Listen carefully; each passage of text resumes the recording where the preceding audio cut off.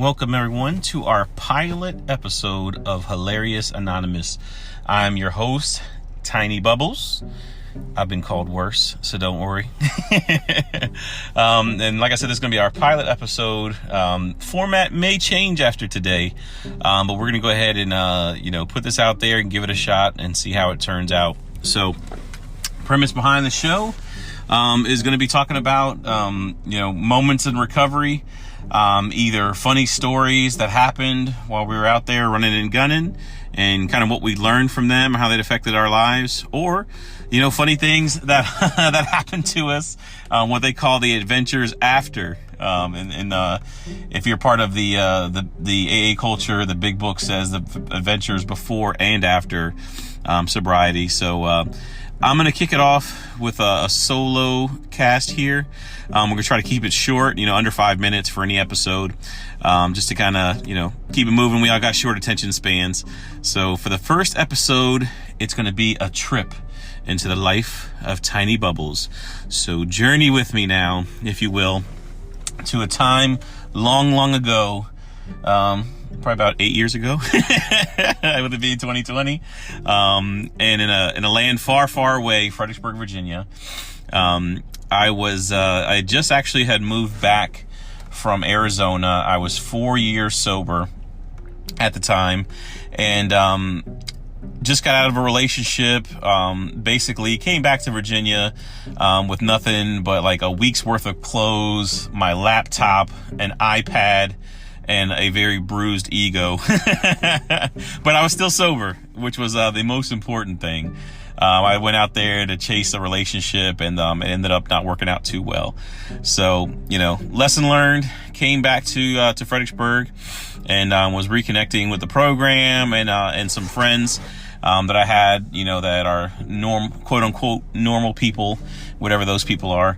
But anyway, I was talking to a friend of mine, and he said he had this peacoat jacket that was like a double XL, would fit me perfect. He wasn't sure exactly where it came from. To give you a little background on that, I would always talk to him about peacoat jackets and the type of people that would wear these types of jackets. And I never had anything good to say about these people. They were stuck up, they were preppy. I didn't like them. I didn't like the way they looked. They must, I question their sexuality if they're wearing a peacoat jacket, those types of dudes. Anyway. So I would just clown on guys wearing peacoat jackets. And then my friend says, I have this nice peacoat jacket that'll fit you. Do you want it? I'm like, oh, hell yeah. Yeah. Peacoat jackets are nice, because, I'm gonna make fun of somebody else wearing a peacoat jacket. But if someone wants to give me a nice one, all of a sudden it's okay. It's okay if I have it. So that goes to show you, some of my insecurities or things I had going on with me at the time. But anyway, he was telling me how he's had this peacoat jacket, for going on 4 years, a little bit more than 4 years he's had it.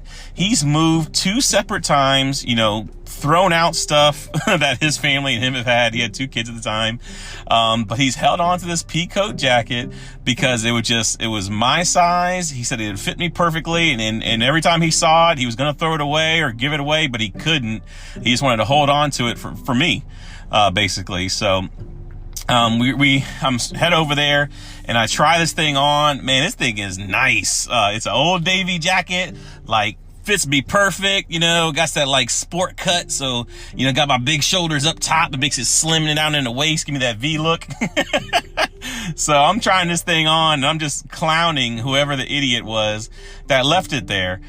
Because it was one of my friend's parties. Back in the day, we used to go to his house and just, you know how we do. We get drunk and, craziness would ensue. So we were just clowning this guy. What did he leave without pants on too? What a freaking idiot. Left without his jacket. What a dummy. What kind of idiot is this?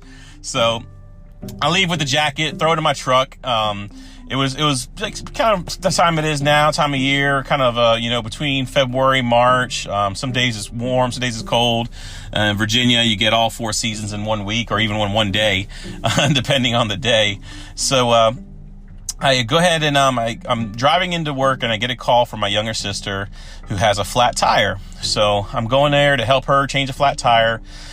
She is in a position where she can't be late to work. So my mother comes over there also to the parking lot while I'm changing a tire.